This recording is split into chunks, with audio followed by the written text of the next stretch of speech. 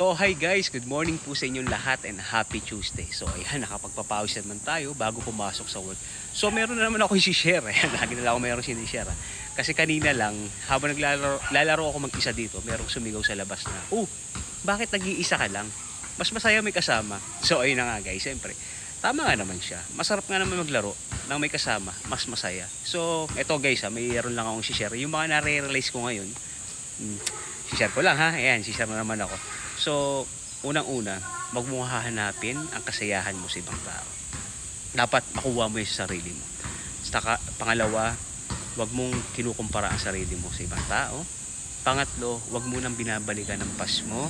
At pang-apat, wag mo iniintindi yung bukas kasi natutulog pa yan. Mas intindihin mo yung present. So, ayun na nga guys, ito para sa akin lang ha. Opinion ko lang to ha, para sa akin lang to na ang happiness pati joy, malaki ang pinagkaiba. Ang happiness kasi ay yung mga nabibili mong material na bagay. For example, bagong sasakyan, bagong bahay, bagong motor, makapag-travel ka, di ba? Ay yung happiness. Napakasarap sa pakiramdam yun guys, di ba? Pero yung joy, ayun yung sa puso. Para sa akin yung joy sa puso yan. Na kahit hindi mo makuha yung mga bagay na yan, kahit wala ka yan, basta yung joy na sa puso mo, masasaya yung buhay mo, mas magiging makontento ka sa buhay mo kung ano meron ka, at hindi mo kinukumpara yung sarili mo sa iba.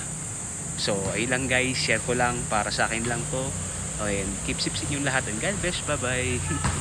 Yung pinpool ko, first time ko nagkaroon ng ganito kalaki talaga, promise. Bye bye.